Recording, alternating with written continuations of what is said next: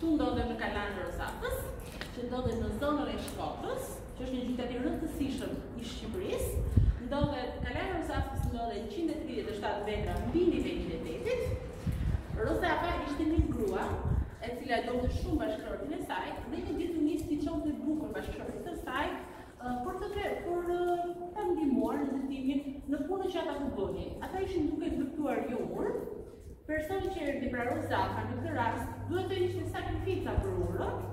Në shtëpi Rozafa kishte lënë të voglin e saj, dhe në momentin që i shoqi i thotë që duhej një sakrificë që të mbante ke urë, të rezistonte në shekuj, Rozafa nga dashuria që kishte për të shoqin nuk e refuzoi këtë gjë, por i kërkoi në këndim që gjoksit e saj të dalin jashtë në mënyrë që të pikonte dhe të ushqente të voglin e saj që kishte lënë në shtëpi. Dhe ky ujë në kupton simbolizon ushqimin, vazhdimin e jetës për të voglin e saj. Ndoshta në një lloj mënyre Rozafa gjeti pak e prezente në këto mure, pasi shikoni këto kullumba të vegjël që simbolizojnë vazhdimin e jetës, shpirtin e njeriu. Vazhdoj. Shumë interesante. Shumë dekada kalojnë nëpërmjet kësaj kështjelle, që nga dekada otomane. Mund t'i shikoni kjo kështjellë gjatë me kështjellat e tjera që janë në Shqipëri, me kështjellën e Krujës, gjithashtu ndërtohen në lartësi sepse simbolizojnë mbrojtjen, duke qenë në një pikë më të lartë, dhe shumë e vështirë që këto kala të kapen nga njerëzit që duan t'i shkatrojnë, nuk du t'i shikojnë çfarë ka.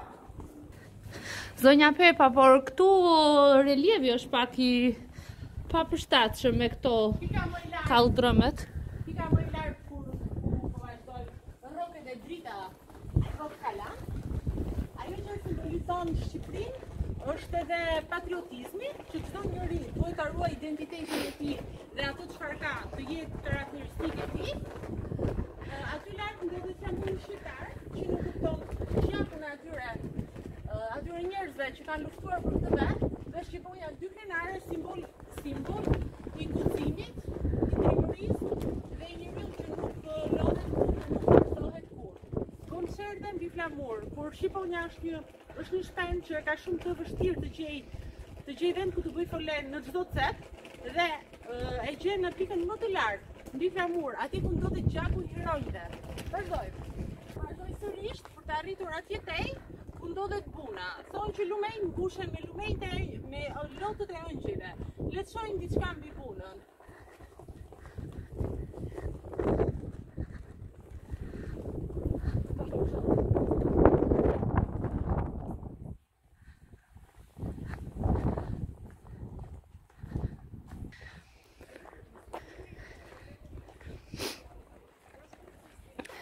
Kalaja Rozafës normalisht është trashëgimi kulturore.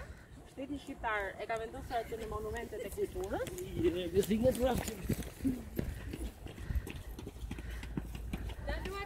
Opëri mbrojnë nga trekullat të ndryshkuara nga periudha të ndryshme në mesit dhe të asaj osmane. Shikoni atë.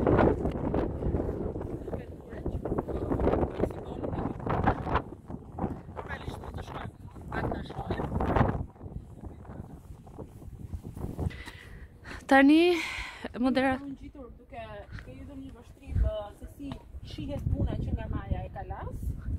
Rozafa dhe Buna ndoshta kanë qenë dy shoqe të mira që ja kanë ditur vlerën e jetës, jo si ne që në këtë ditë jemi më shumë të dhënë pas cilësive, pas celularit, dhe jo pas gjës historike nga ku vijmë. Vazhdojmë.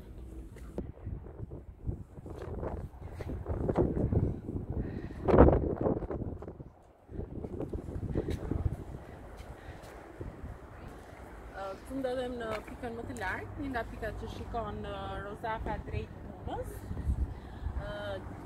Gjithashtu atje tutje ndodhet Shiroka.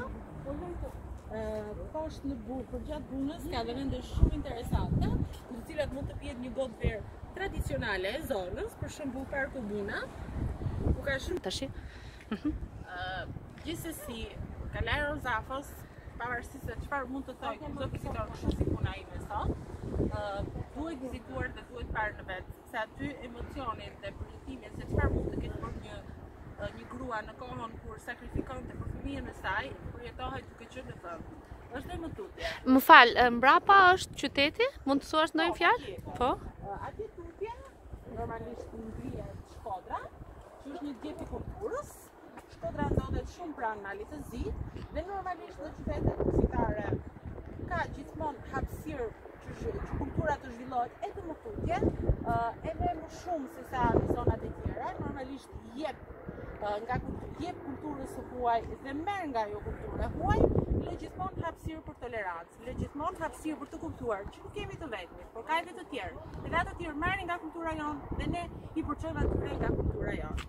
Për çfarë karakterizohet Shkodra? Shkodra, në Shkodër, nëse dikush viziton Shkodrën, shikon kulturën, shikon botën e artistit, botën e humorit, botën e teatrit, universitetin, shikon shijen italiane që kanë mbetur aty që nga koha e Venedikut të hershëm, shikon hapësira për të rritur, për të zhvilluar, për të shkuar edhe më lart se sa kaq. Ndoshta Rozafa ende se ka mbaruar misionin e saj dhe për të thojë shiko, ne jemi dhe mund të bëhemi edhe më mirë se sa kaq. Qendër ndodhet stadiumi i qytetit të Shkodrës, ku njerëzit luajnë shumë ndeshje, ku skuadra tipike e qytetit mirëpret dhe skuadrat e tjera dhe unë mendoj që jeta në vetvete është një ndeshje. Ku sot zbulojmë diçka nga Rozafa dhe herën tjetër zbulojmë diçka nga një kështjell tjetër. Ndoshta kështjellën e Lezhës, ndoshta kështjellën e Krujës. Kujt diet, miru takofshim në herën tjetër. Mirupafshim.